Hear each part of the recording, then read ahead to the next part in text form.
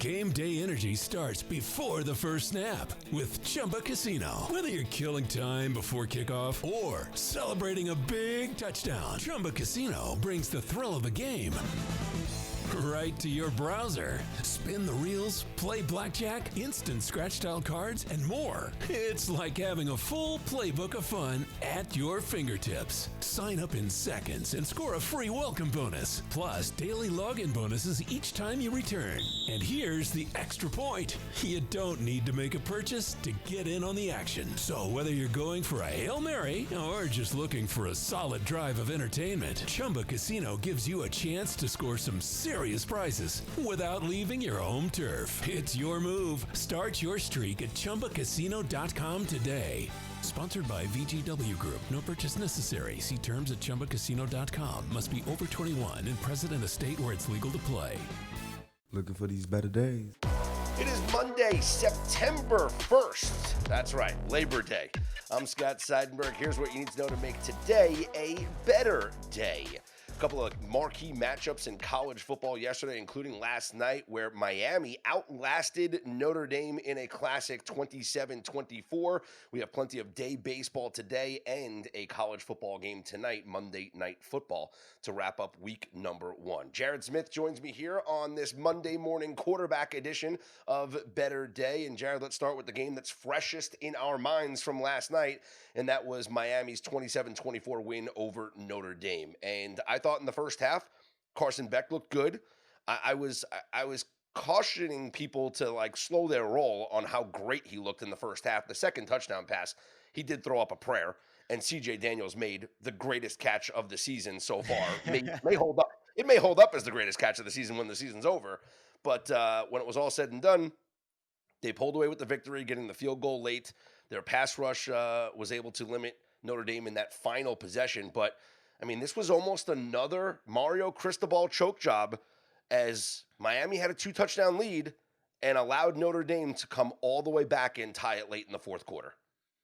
Yeah, I didn't love how conservative Miami got late. I thought there was a 4th and 2 inside the 30-ish yard line. I think it was 24 or 21-14 at the time. And I'm thinking to myself, your offensive line has been mauling all night long. Keep your offense out there, run the ball, continue to grind the clock, score a touchdown, and go up 14.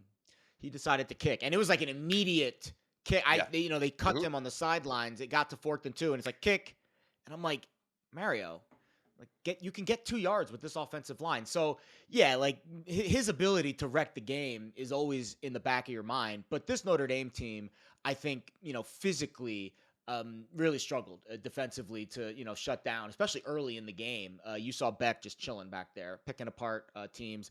I thought it was a nice little change up early in the game. Notre Dame, for the most part, is a man-to-man team, but the first drive of the game, they went zone, was able to force the punt.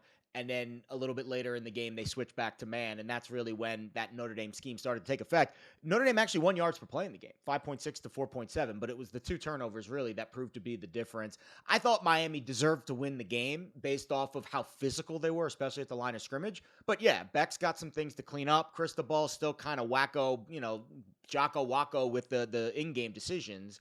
And I would like to see a little bit more explosion from some of these Miami playmakers. But they're going to be a really tough offense to stop this year.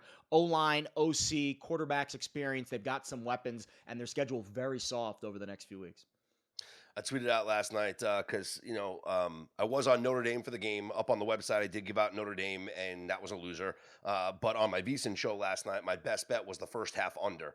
And that has been the trend here. It's the first half unders, Jared. All of these top 25 matchups, they all went under the first half. They all went under the first quarter. I mean, in the top 10 matchups alone, we had 0 points in the first quarter, 0 points in the first quarter. Clemson was the only team that scored when they kicked the field goal at the end of their first quarter. So, I mean, first half unders have been the theme here.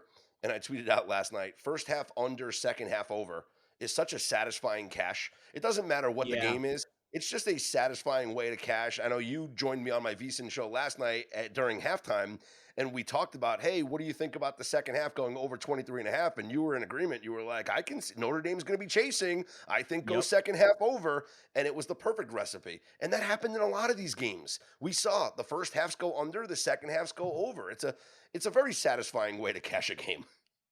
100%. And unders in general have been positive so far. Yeah. We still got 2 games tonight, or 1 game tonight, excuse me. Hmm. But 28-19 is what the Bet Labs database has. And I don't think they have all of the games. I think some of the FBS versus FCS games are not in this database, but Yeah. So FBS versus FBS opponents, about 60% with the unders so far. so it's And even that greater makes than that, sense, Jared. right? Here's your full numbers. So every game this year, looking at every game, including week number 0, here's where we're at right now. Favorites are 46 and 45 against the spread. The short favorites have done better. These, if you're favorite of a touchdown or below, 11 and 7 ATS with the Notre Dame loss here. The big favorites, if you're 20 points or higher, 20 and 24 ATS. If you're north of a touchdown, it's 35 and 38 ATS. So the dogs Mm, really, been okay. But listen, 46 and 45, it's what are you going to do? The totals is yeah, where you're finding the value. So far in every game played this year, we are 51 and 39 to the under. there you That go. is a tremendous under rate. And here's what I did last night. I was trying to look at this because, and you and I have touched on this before with the transfer portal and how things have changed now in college football. It's going to lead towards these unders early. And I wanted to know, where's the line of demarcation? Like, where is it that the overs start to come into play? And I looked at just last year, because last year I feel like was a big transfer portal year. NIL is relatively new. Last year, weeks 1 and 2 were significant under weeks. Week 3 went over, and then it was pretty much overs for the entire season. Like we had like Mm. 1 or 2 weeks that were under weeks, but for the majority of the 18, 20 weeks or whatever the college football season, it was all overs. But weeks 1 and 2 were under weeks. So I think we just go back to the well this coming week here at college football and go unders again. Yeah, I think there's some obvious spots. There's not as many high profile games this week. I think that's the Yeah. key. But yeah, I mean, this is like the transfer portal. What it's done is it's created this kind of, de facto preseason the first couple weeks of the year. That's why I think it's not, to me personally, if I was a coach or a general manager of one of these programs, I would not want to schedule anyone the first 2 weeks of the year. Even the first 3 weeks, really the entire month Yeah. of September, I would prefer to be very much non-conference, very soft. I know there might be some weird quirks where you might not be able to do that, but to me, that's the future of, if I'm a high major program, that's how I'm stacking my season. It's going to be such a gauntlet from October 1st on. Why would you give yourself a challenge? Now, that sucks from the fan perspective. I loved watching Texas and Ohio State. I loved watching Miami and Notre Dame. I hope we still get some kind of semblance of that. Hmm. But financially speaking, in terms of what's in the best interest of the program, knowing these things and how much turnover there's going to be more and more retention every single year. This is a free agency. This is the way college football is going to be. I would stack my schedule to where I basically play a preseason the first couple of weeks and it's, cupcake opponents. Well, that's what it used to be until we started getting all the big time dollars in here for the big time sponsors. The Chick-fil-A kickoff, the Duke's Yeah. Mayo kickoff in North Carolina. Like, what? Stupid. Like, Save that for the bowl games. yes, but that's the thing with the bowl games now mattering less and less. These sponsors are now trying to get the marquee dollars and get the eyeballs by having sponsored It's a these good point. season kickoff Yes. games. They're trying to run a So business too, 100%. and so now we're sitting here where we used to have, and we still have, like, you have Georgia beating up on a team. Florida played Long Island University. I mean, Yeah. come on. Penn State You played kidding me? Nevada.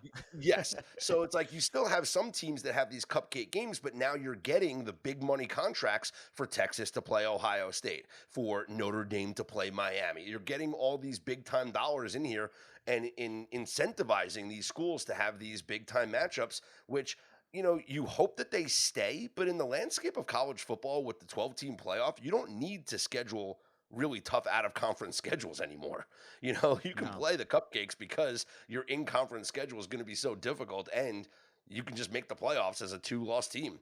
So that's something that's pretty interesting to keep an eye on moving forward. And yeah, look at all the great matchups we had in week number 1 of college football. We only have one matchup in week 2 that's 2 ranked opponents, and that's the Michigan-Oklahoma game coming up on Saturday night. So that's it. We had so many great games in week number 1, and we have a dud of a schedule here in week number 2. We still have one more game left on this week 1 schedule, Jared, and that is North Carolina hosting TCU tonight.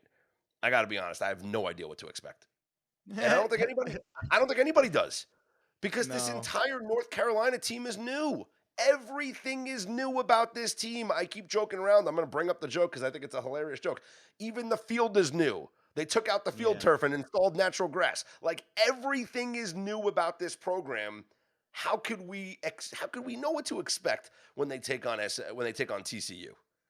You can't. I mean, this again, I was able to, look at it from a high level. And this is what I found. I mean, the offensive coordinator is at least the same. He kept Freddie Kitchens, Belichick, and I think the only reason he did that is because he's an NFL guy. Yeah. But the offense is essentially, you're ripping up the skin from the studs and you're installing everything brand new. If you're, the house reference where you basically it's a fixer upper. Hampton was a rock star last year. So Kitchens is a smash mouth kind of OC. Tight ends were big last year. The tight ends were unbelievable. Actually, both of them had 1,000 yards last year. They're both gone. And obviously Hampton's gone too. He's in the NFL, got a first round pick. Davion Gauss, RB1 on the depth chart, 58 carries last year. Modest, 4.8 yards per carry. He's sturdy, 5'11", 215. Doesn't look like he's a burner. Didn't have a run longer than 21 yards last year. The backup's Benjamin Hall. He got some carries the last couple years at Michigan. Caleb Hood's in his 5th year at UNC, but doesn't have a ton of upside. Very limited work last year. I mean, none of these guys at tailback moved the needle. The quarterback situation was also kind of, we were going down the Max Johnson path. He got hurt. Then they brought in Gio Lopez from South Alabama. He's a lefty. He's got some mobility to him, but again, he's undersized and he's kind of a heart guy, heart and hustle guy. Like I don't see him being a guy that's going to light up the scoreboard against top-notch defenses. He struggled in the one game he played last year. I think it was against LSU, facing that top caliber athlete, right? When you're in the, thing for South Alabama in the Sun Belt, it's not exactly murderer's row.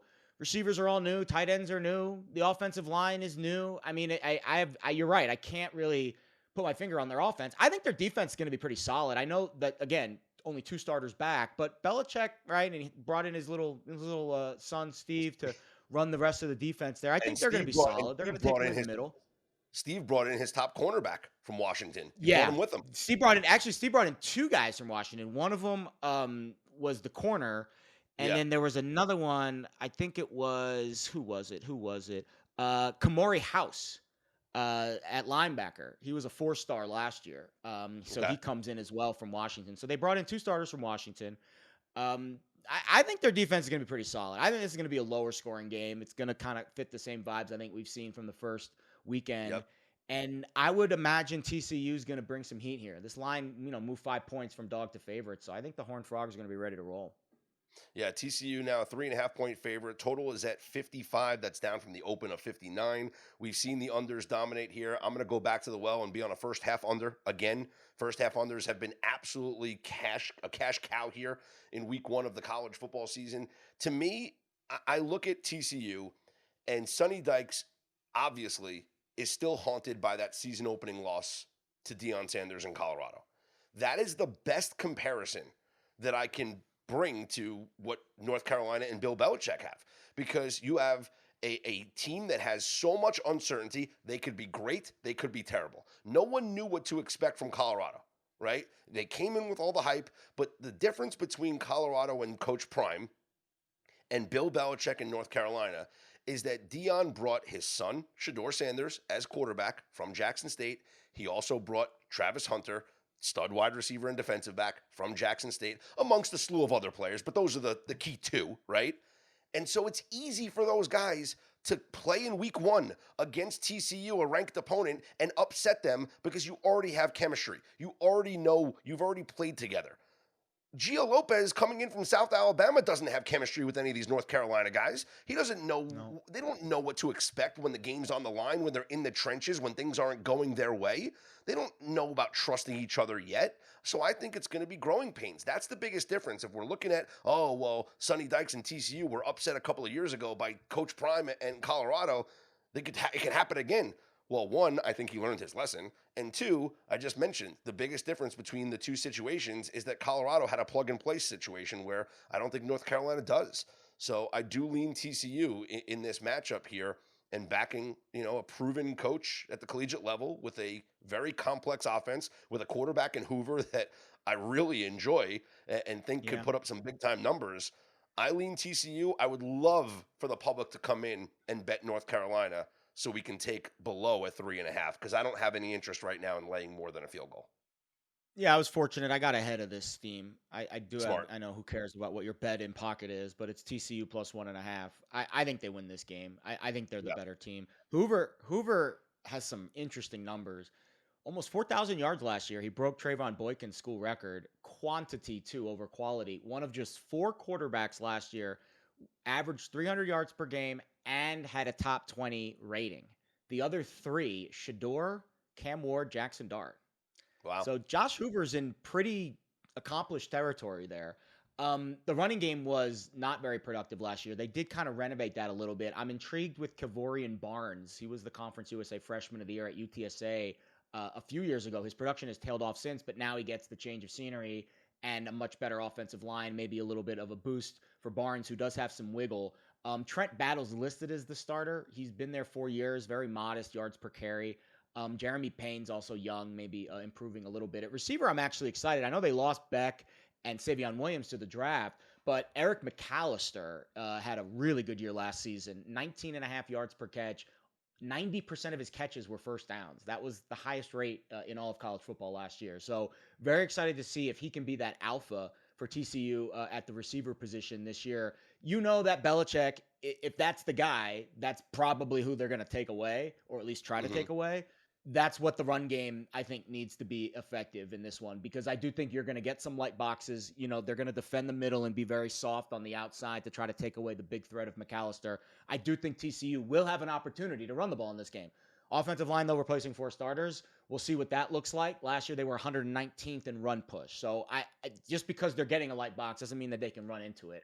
But I do think that's the look that UNC's probably going to give them. They're going to be daring them to run, and they're going to try to take away the deep vertical with McAllister. TCU's defense is intriguing, right? We saw Gillespie when they went to the Natty. They ran that 3-3-5, which I hate. I freaking hate that style of defense, because you're just not stiff against the run, and teams who can run it just dominate you up front. Now, it does to confuse you in the pass, but they got rid of Gillespie. Now it's Andy Avalos, who did a really good job fixing their pass defense last year. They went from 111th to 12th. So I like Avalos. I think they've got some dudes up front. Chapman and Deal are their best pass rushers. I think they can get after the quarterback a little bit here, especially with UNC kind of going through some flux. So, yeah, it feels like first quarter, first half under, and TCU probably sneaks out a tough win on the road. That's kind of the vibe I get for this game. You know, I was just looking to see, if there was any offense last year that Washington faced that was close or even resembles the Sonny Dykes offense. Because that would be, you can say, hey, Stephen Belichick has seen it before. Weber State, Eastern Michigan, Washington State, Northwestern, Rutgers, Michigan, Iowa, Indiana, USC, Penn State, UCLA, Oregon, and Louisville. Penn State and Oregon are probably the 2 closest that will spread it out like that and go quick. I would say Lincoln Or Riley's Indiana, offense. Indiana and Oregon, Indiana and Oregon would be the 2 that I would think would be the closest. Okay. But I could be a little wrong on that. Who Indiana's offensive coordinator? Who is it? Well, it's what's his name? Signetti. He's the nut job that goes crazy. They ran a very fast tempo last year. So, all right. Well, Washington lost 31-17 in that game, Indiana was good last year, and they didn't have as many dudes. I think TCU's got some dudes on the outside. I don't know if Indiana had that many dudes. Taven Jackson, 11 of 19, 124 yards and a touchdown. Justice Ellison, 29 carries, 123 yards and a touchdown for Indiana. They gave them really soft boxes in that game, and Indiana ran right into them. They did beat USC in that Lincoln Riley offense. USC only scored 21 points in that game, so that was a win for them. And against Oregon, they gave up 49 points. They lost 49-21 to Oregon. So if that Oregon offense is a close facsimile, I just think that that's the X factor to me. I can say that Belichick's going to take away things, and certainly you can see it because this week 1 game is the game you have the most time to prepare for, right? But yes. I also think that with Sonny Dykes having so much time to prepare for this, with him knowing and drilling into his team to not let the upset of 2 years happen again, with a quarterback that's already been in this system, with a team that has about 13 or so returning starters, that's the team I want to back here. Like, if we're just looking at the returning production and that being the difference in the game here, I mean, it's TCU by far. Again, you have a great number in pocket. I would love to Yeah. lay less than a field goal. So if the public does come in and starts backing Bill Belichick in North Carolina, I'll jump in on TCU. But for now, my play is just going to be on the first half under in this game. I like it. First quarter under, I see a 13.5 out there. I would be betting that as well. Oh, yeah. Oh, yeah. And I saw 27.5 for the first half. So Yep, I'm, I would bet both of those. Put a I'm unit under on both of them. each. Yeah. I'm under, absolutely under on both of those. And I might be interested in like a North Carolina team total under for the game also. Because if they win, it might be low scoring. Like that's kind of the Belichick way of playing this thing out.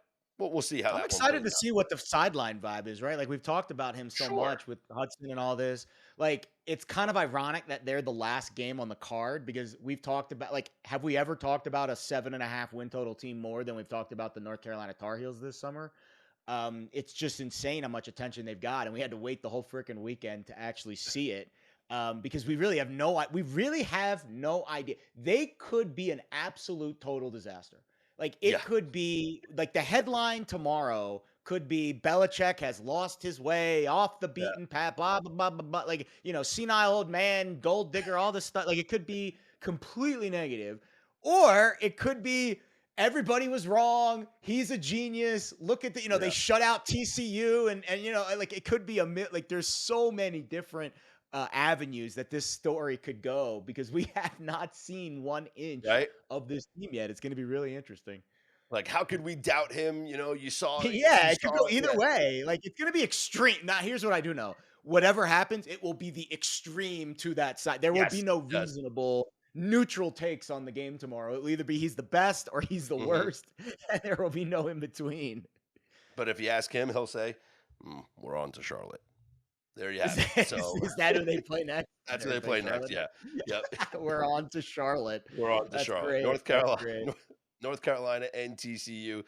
Tonight we'll wrap up week 1 of the college football season. Let's update you on some odds because that's always fun.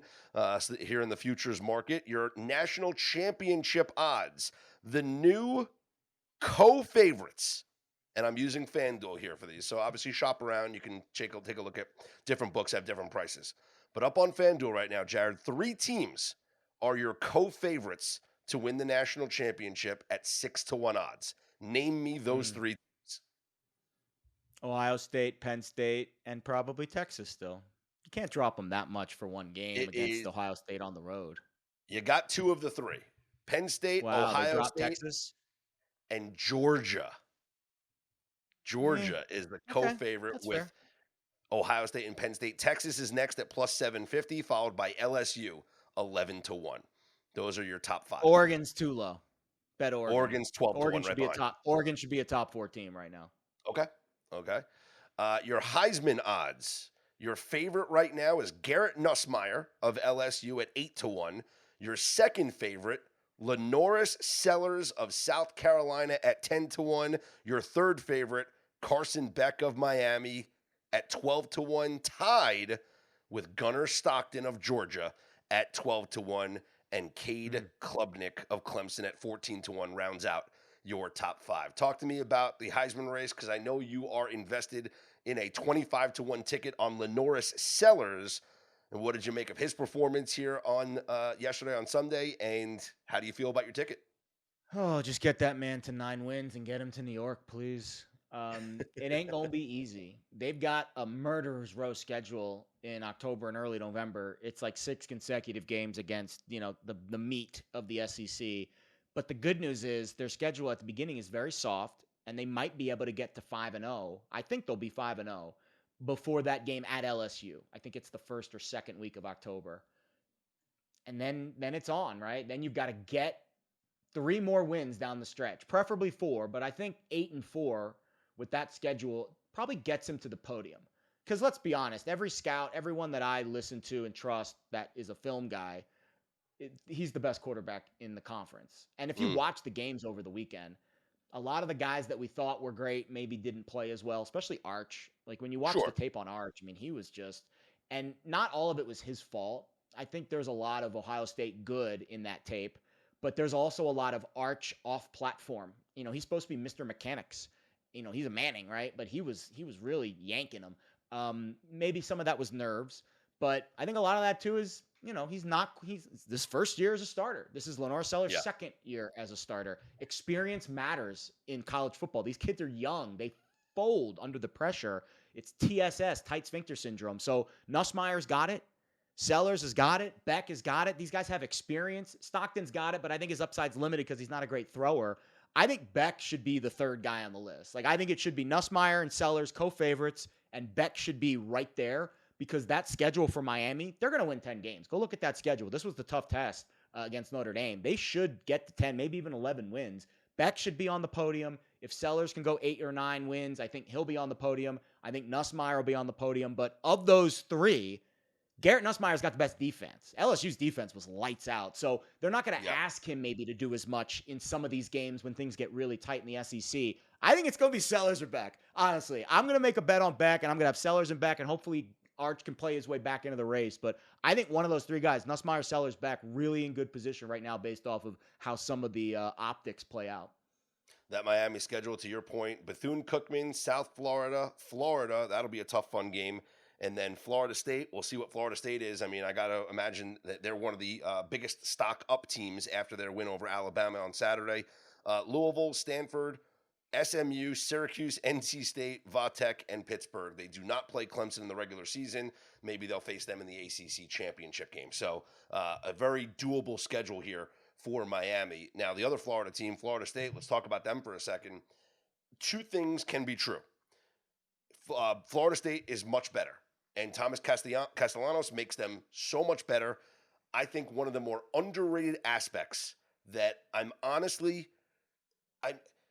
don't like beating myself up, Jared, but I'm kicking the shit out of myself for not thinking about this more. Gus Malzahn running that offense is a significant impact. Gus Malzahn is one of the top offensive minds in college football. He was great as a head coach, had his shortcomings, but he also had a lot of successes as a head coach. And his offense, whether it was at Auburn, whether it was at Central Florida, they utilized two things: power running and a mobile quarterback. And Florida State against Alabama showcased two of those things. They had them both: power running and a mobile quarterback. And I should have taken that into consideration, and I didn't. And I'm really beating myself over it because Florida State, with the points, should have been the play in that game because of Gus Malzahn's offense. Now, the other thing that can be true is that Alabama is not as good as we thought. And they played poorly, and their defense is suspect, and Kalen DeBoer has issues. It's definitely a combination of both. The question I want to know is, which side was more impactful? Was it more so Alabama looking bad, or more so we need to significantly upgrade Florida State? Bama looking bad. Okay. More so Simpson looking bad. Now he can improve and raise the level, but their receivers look pedestrian. It was raining. It was probably humid. Ryan Williams, I think, suffered a concussion at one point in the game, so keep an eye on his status. But Ty Simpson with a 35% success rate, that's not going to do it. When you're in a Kalen DeBoer offense with Ryan Grubb, his best buddy, back in the OC role, and you've had the whole offseason to get ready for this game, that's not going to cut it. 4.9 yards per play against a very undermanned Florida State secondary. That is not going to cut it. So we need Bama to raise their level significantly, or we might have been very wrong on them. I picked them to win the national championship this year. Now, the Malzahn part, with long time to prepare, he is very effective, but Castellanos is not this guy that I think is going to hold up week over week. I think the rate of return of them will decrease as that offense is more on tape, because it's a very one-trick pony, right? He had hold on, where I had the notes here, 27% success rate on passing plays, 53% on running plays. Yeah. Very one-dimensional. So, that's going to get sniffed out by good defensive coordinators eventually, and they're going to make their adjustments. So it was a perfect storm, right? Malzahn had time to prepare. He had a fresh, clean, fresh powder with Castellanos. Nobody knew what they were going to run. Bama has struggled with mobile quarterbacks in the past. It was raining. Ty Simpson didn't have a good game, and it was still close late. I don't want to downgrade Bama too much. I want to see how Simpson bounce back, and I don't want to upgrade Florida State too much, because I do think they've got holes on their defensive secondary and up front as well. It was like, again, perfect storm. collision for Florida State to win that game outright. And I think, that could be the overreaction spot where if we significantly upgrade Florida State too much and then all of a sudden they're favored in some of these games, that we come back off of that later in the season.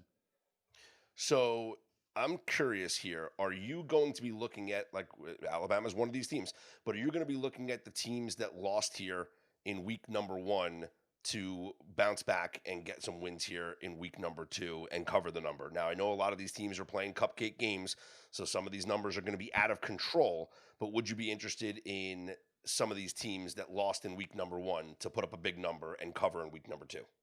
Well, here's what I would do with Bama. They went from minus 180 to plus 180 to make the playoff.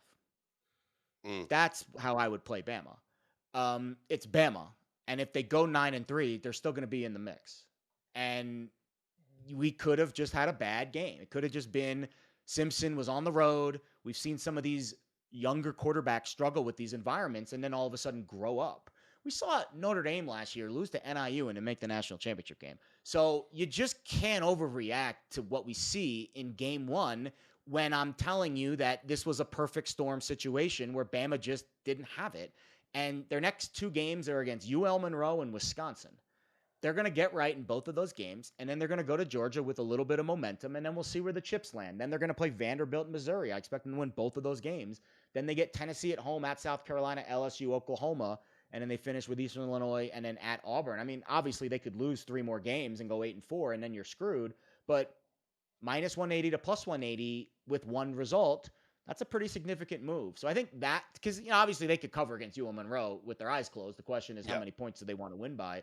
I think the better bet in terms of the long-term investment with less variance is Alabama to make the playoff at plus 1. You might be able to find a better number than that. I'm just looking at the BetMGM number right now, which is plus 180. Maybe you get a 2-1, but to me, that's how I would buy low on a team like Bama. So, yeah, I'm looking at just the history of ranked teams to lose in week number 1, and we had quite a few teams lose here this season. Obviously, Notre Dame lost this week. Last night, you had Texas losing. You had Clemson losing. Boise State and Alabama were the other ranked opponents that lost. Every other ranked team won their game, even though Kansas State almost lost. They had to score in the final minute to defeat North Dakota 38-35. Easy fade from the Ireland game, though. It went 1-1. Iowa State might be a lot better than out. Yeah. Kansas State obviously struggled, and a lot of people who I trust were very heavy on the Avery Johnson Heisman campaign a few months ago, and that campaign has gone right off the mountain in 2 weeks.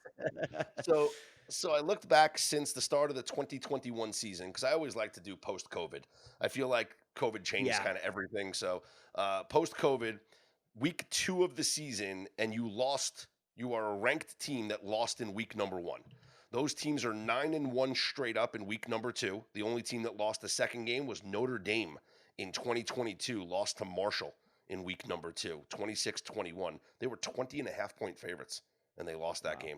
So that's the only straight up. I remember that game. I think I was on Notre Dame in that game. The ATS numbers, though, this is what stands out. Only 5-5 against the spread, these teams in week number 2. Now, last year, you had Clemson and LSU. Both lost in week number 1, playing in week number 2. They both won. Clemson covered 66-20 over App State. LSU taking on Nicholls State, I guess. They were 46.5-point favorites. They won the game 44-21, so they didn't cover. You had Clemson not cover against Charleston or somebody. I don't know. 66-17, they were 50-point favorites. So, okay. You had Notre Dame against Marshall not cover, and then Clemson against some other FCS school. They were 50.5-point favorites back in 2021. They won 49-3. So 5-5, the ATS numbers for these teams, 9-1 straight up. Obviously, you're looking at Alabama against Louisiana Monroe, Clemson against Troy, a 32-point favorite, Texas against San Jose State, a 35-point favorite, Boise against Eastern Washington, and then Notre Dame in their next game when they take on Texas A&M. But that's not next week, though. They have a week off now, Notre Dame. They don't play until the 13th. So I guess they don't apply here for this. Yeah, it's going to be interesting to see these big numbers and see if these teams do cover these big numbers after these losses. Yeah, I don't really like betting these big favorites once we get past week 1 or week 2. I'll be honest. I think there's other ways to play certain teams. Um, for example, I think there's an interesting. Well, there's a couple of interesting scheduling spots this week. I think LSU's in an interesting one. I mean, this is like the classic sandwich spot for LSU, right? Coming off the win at Clemson. Next week they play Florida, and this week they're at home to Louisiana Tech, who's terrible, by the way. Like I did just the minimal amount of research on Louisiana Tech just to see if they had a pulse. They did shut out Southeastern Louisiana the other day. They did cover, but it was not a very impressive performance. They lost yards per play with a 40% success rate. They only had 2 explosives. They won the turnover margin. That's why they won the game and were able to cover. And they allowed a 15% havoc rate to Southeastern Louisiana's defense. That is very concerning when you're going up against LSU's defense, which I think their defensive line, that was the biggest upgrade for me this week, not Florida State. LSU's defense. We need to consider them as a top 10 unit. Blake Baker is a freaking madman, and they finally have dudes up front, and their offense is very balanced, so you can't really predict what their game plan is going to be on offense. They're a really tough prep on offense, and then on defense, they have so many dudes who get after you, and Baker, again, is a magician. The other big upgrade, and it's tough to really upgrade them because they are very talented, but Matt Patricia and Ohio State are like peanut butter and jelly. He's a really good defensive coach. He is a fantastic coordinator. You had Sonny Styles and Caleb Downs basically playing this like rover spot in the middle. They were playing a 5-man front against Texas with Downs and Styles as the 2 like linebacker hybrids. It was sick. They're going to be a really tough defense to prep for. LSU and Ohio State. I know Penn State's up there. Denai Dennis Sutton might be a top 10 pick, but I think those 2 defenses, LSU and Ohio State, they're, to me, top 5 units, and maybe we weren't thinking of them as top 5 units coming into the year. I would agree. So it's going to be fascinating to watch, and as this season progresses, like I said, we'll obviously monitor everything that's going on here and keep an eye on these teams in week number 2 to bounce back after their week 1 losses, and plenty of overreactions to week 2 games coming up. And it's not a great schedule, but we're still going to break it all down. We'll have some best bets as well. And tonight, of course, the week 1 finale, TCU 3.5-point favorites at North Carolina. Jared has a better number on TCU already, so he's in pocket on TCU. I am on the under in the first half. Jared, you agree? First half under, first quarter under tonight. First quarter under 13.5. You'll give out best bet first half. I'll give you first quarter 13.5. Right. It's minus 125 at BetMGM as we're recording this show. All right, absolutely love it. Let's get into some Major League Baseball, including 2 Sunday night fades. If you owe $10,000 or more in credit card debt, medical bills, or personal loans, help is here. More and more Americans turn to credit cards to get by. National Debt Relief is helping qualified clients reduce what they owe. For many, continuing to struggle making minimum monthly payments could take years to pay off. National Debt Relief has already helped over 550,000 Americans reduce their debt by negotiating directly with their creditors. When you call, you'll be amazed at how much you can save and how quickly you can become debt-free. If you want off the debt treadmill, visit nationaldebtrelief.com today. You don't need to declare bankruptcy, and you may qualify for significant debt relief. To find out what savings you may qualify for, simply visit nationaldebtrelief.com. That's nationaldebtrelief.com. Last night on Sunday Night Baseball, Jared, the Braves got a couple of runs there, a home run in the top of the 9th inning to defeat the Phillies 3-1. And watching that game live while the Notre Dame game was going on, I was really hoping that it would stay tied and go into extra innings.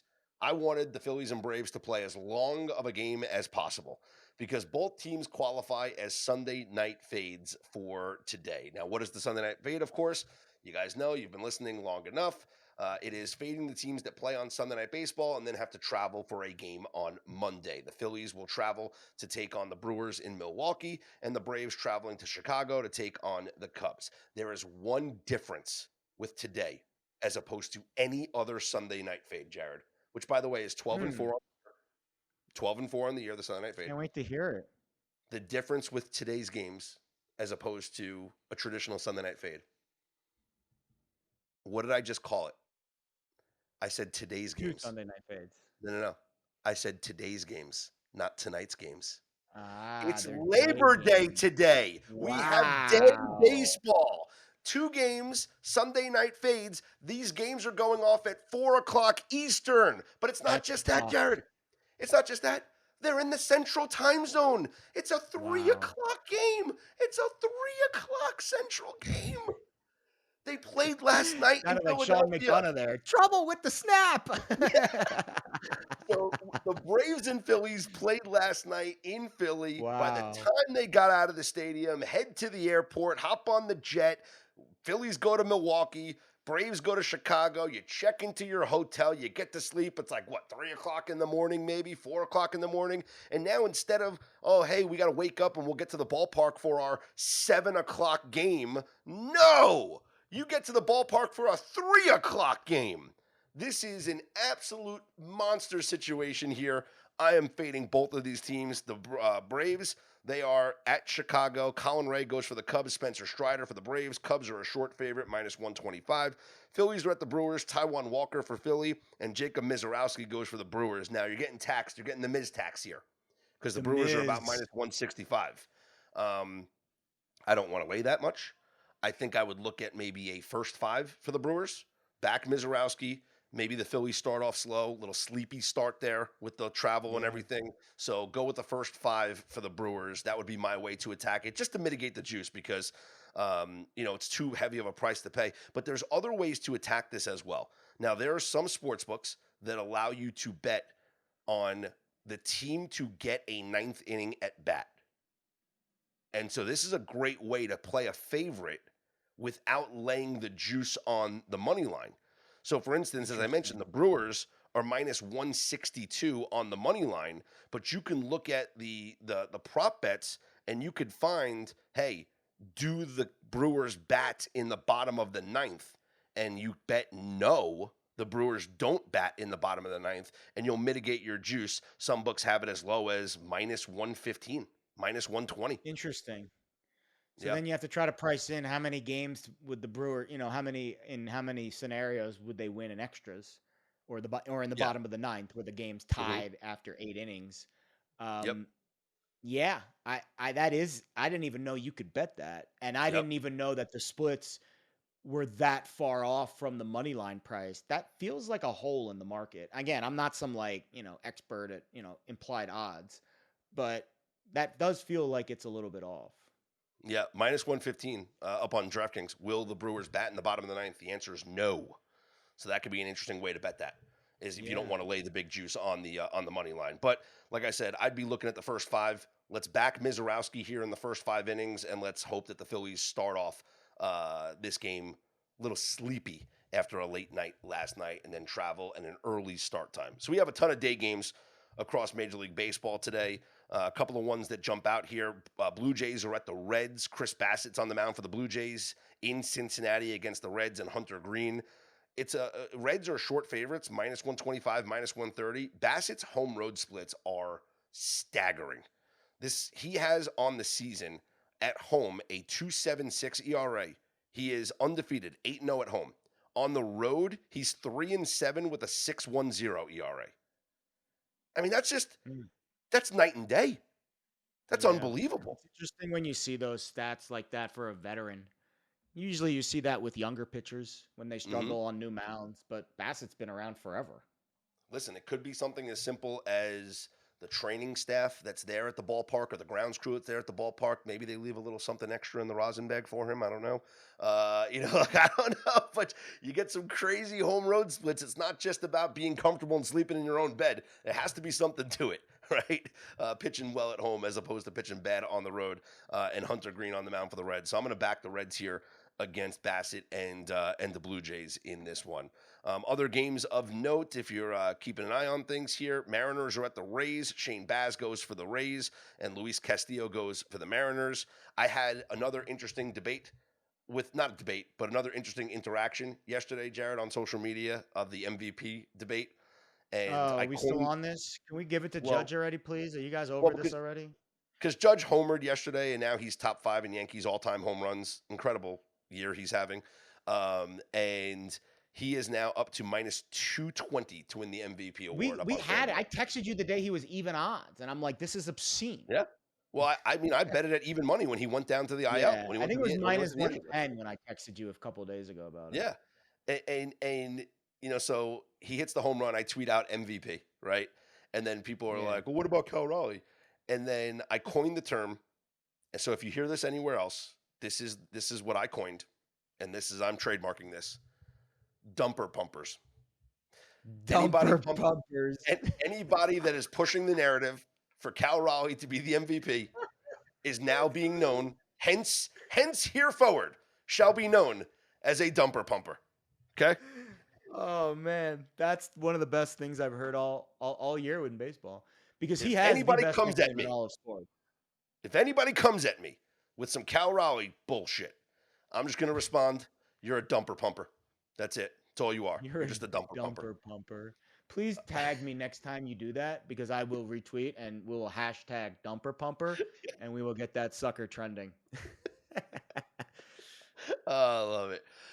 It's going to be a fun week here. Obviously, college football is front and center now, but the NFL will kick off coming up on Thursday. And so we will have best bets for that Thursday game between the Philadelphia Eagles and the Dallas Cowboys. Dallas Cowboys now without Micah Parsons, who is a member of the Green Bay Packers now. Although the Cowboys did pay Deron Bland $92 million yesterday. So I guess Jerry does like paying defensive Jerry players. does have some money. How about that?